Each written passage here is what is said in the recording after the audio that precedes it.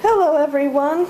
I spent about 25 minutes out there and cutting vines and long grass, by the way, and I still hadn't fully discharged my battery.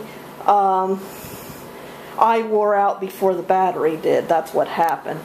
The batteries will get hot occasionally, well, they will get hot either when you're using them in the machine or when you're sometimes even when you're charging them up. This is normal. Don't worry about it. I thought I would show the differences between the new and older model. This is the new model right here, and this is our older model, and they pretty much are pretty much very similar, but there are some minor differences. The new model is a little smaller, not by much, but by a little bit. The thing here is a slide out, though I can't slide it back in because of this.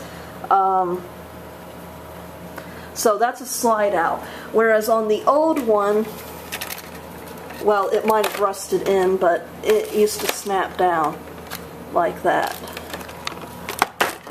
Alright.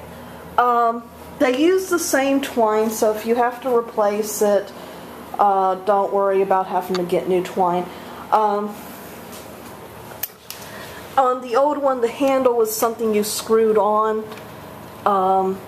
The adjustment for the length and for the turning the thing is the same. Here you have the safety switch and then the trigger. I have to admit, if I have any gripes about the new model, this is very awkward and very tiring on the fingers. I don't like, as I said, there was a problem with the old safety switch that sometimes when you pressed it down it wouldn't come back up, which prevented you from being able to turn off the machine, at least until you turned the removed the battery pack. But this is very tiring on the fingers. On the old model, this is what I was trying to tell you. This is the safety switch. As I said a few times, it got stuck in the down position and the grass hog wouldn't turn off, and the only way I was able to turn it off was to remove the battery pack. But it's a lot easier to do it, to have it on the top there, than to have it on the side. Because as I said, it's not like you just press it down once and then you can pull the trigger. You have to keep your finger down on it constantly, or while you're pressing down on the trigger, because otherwise you can't, you're not going to be able to, pull the trigger. And it's a safety feature, and I mean it's a nice safety feature, but it is awkward. So, but I'm not sure, I don't remember how much time my old grass hog got when it was new. These are new batteries, and it's possible when they're very new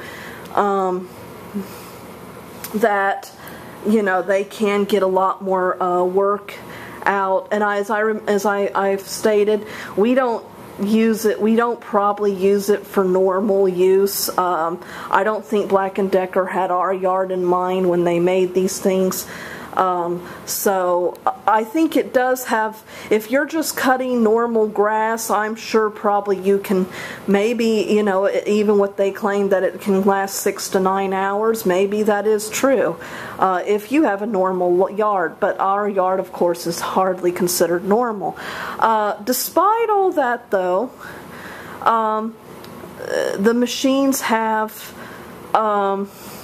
pretty good longevity.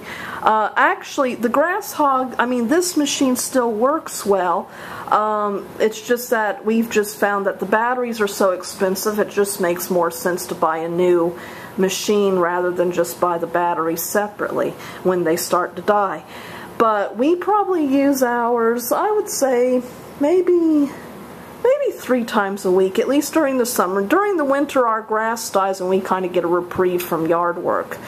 But during the summer, I would say we at least get maybe 3 days a week of, you know, so we use them pretty constantly. And I think they last us usually a year, 2 years, you know. I think they do pretty well. Wouldn't you say, do you know when we got the last one? I think it's about 1.5 to 2 years. Okay, 1.5 to 2 years. And, you know, that's our yard, so I think they are very, I think they're good machines.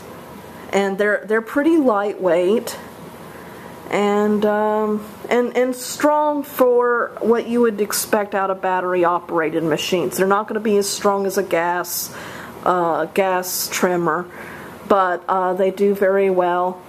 And I'd say they're very nice for women who don't have a lot of upper body strength and for elderly people. Anyway, that's my review, and I hope you enjoy it. My mom used the hedge trim, or the trimmer, today, and she was complaining that she didn't think it was very balanced, that most of the weight seemed to be at the end here.